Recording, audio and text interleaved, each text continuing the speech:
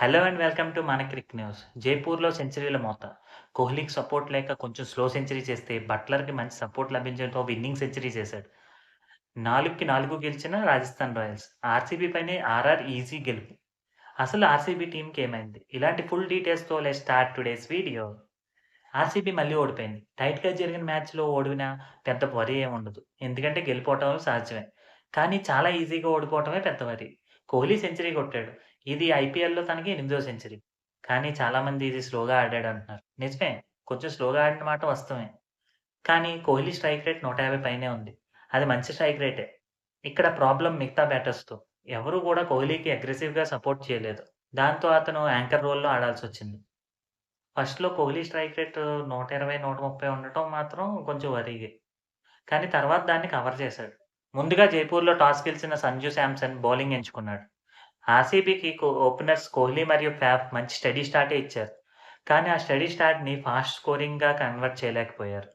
125 పరుగుల పార్ట్నర్‌షిప్ తర్వాత డూప్లెసిస్, చాహల్ బౌలింగ్‌లో ఔట్ అయ్యాడు. ఏదైనా డూప్లెసిస్ చాలా స్లోగా బ్యాటింగ్ చేశాడు. మాక్స్‌వెల్ వరుసగా ఐదోసారి ఫెయిల్ అయ్యాడు. కోహ్లీ ఒక్కడే ఫ్రీ స్కోరింగ్ చేస్తూ మిగతా వాళ్ళందరూ చాలా స్లోగా ఆడటంతో ఆర్‌సీబీ భారీ స్కోర్ చేయలేకపోయింది. కోహ్లీ ఒక్కడైనా సూపర్‌గా ఆడటంతో ఆర్‌సీబీ 20 ఓవర్లు పూర్తయ్యేసరికి 183 పరుగులు చేసింది. ఆర్‌సీబీ ఫినిషింగ్ స్పెషలిస్ట్ అయిన డీకేని బ్యాటింగ్‌కి పంపకపోవడం ఆశ్చర్యం కలిగించే విషయమే. ఇక 183 పరుగుల టార్గెట్‌తో బ్యాటింగ్ స్టార్ట్ చేసిన ఆర్ఆర్‌కి ఫస్ట్ ఓవర్‌లోనే బ్రేక్ పడింది. జైస్వాల్ డకౌట్‌గా వెనుతిరిగాడు. కానీ శాంసన్ మరియు బట్లర్ సూపర్ పార్ట్నర్‌షిప్‌తో అదరగొట్టేశారు. బట్లర్ ఫస్ట్‌లో తడబడుతూ ఇన్నింగ్స్ స్టార్ట్ చేసినా, ఫార్మ్ అందుకున్నాక వేరే లెవెల్‌లో బ్యాటింగ్ చేశాడు. శాంసన్ ఫస్ట్ నుంచి కళ్ళు చెదిరి షాట్స్ ఆడాడు. 12 ఓవర్లు పూర్తయ్యేసరికే 124 పరుగులు చేసిన ఆర్ఆర్‌కి ఇంక విజయం ఖాయమని తెలిసిపోయింది. పైగా ఆర్‌సీబీ బౌలర్స్ కూడా ఎవరు వికెట్లు తీసి కట్టడి చేసేలా ఏమీ కనిపించలేదు. ఇలాంటి టైంలో సిరాజ్ బౌలింగ్‌లో 42 బాల్స్‌లో 69 పరుగులు చేశాక శాంసన్ ఔట్ అయ్యాడు. ఆ వెంటనే పరాగ్ మరియు జూరెల్‌లు కూడా సాఫ్ట్ డిస్మిసల్స్‌గా వెనుతిరిగారు.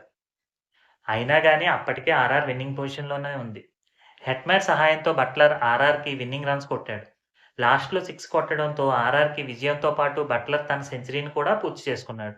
స్పిన్నర్స్ బాగా బౌలింగ్ వేసిన పిచ్ మీద మాక్స్‌వెల్‌కి ఒక్క ఓవర్ కూడా ఇవ్వకపోవడం తప్పిదమనే చెప్పాలి. సూపర్ ఇన్నింగ్స్‌తో మ్యాచ్‌ని గెలిపించిన బట్లర్‌కి player of the match award లభించింది.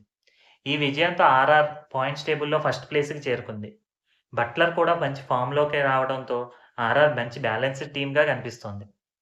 మరోపక్క 5 మ్యాచుల్లో 4 మ్యాచ్‌లు ఓడిపోవడంతో ఆర్‌సీబీ 8థ్ ప్లేస్‌లో నిలిచి డీలా పడిపోయింది. ఆర్‌సీబీకి ముఖ్యంగా బౌలింగ్ బాగా వీక్‌గా కనిపిస్తోంది. పైగా వాళ్ళు టాక్టిక్స్‌లో కూడా తప్పిదాలు చేస్తున్నారు.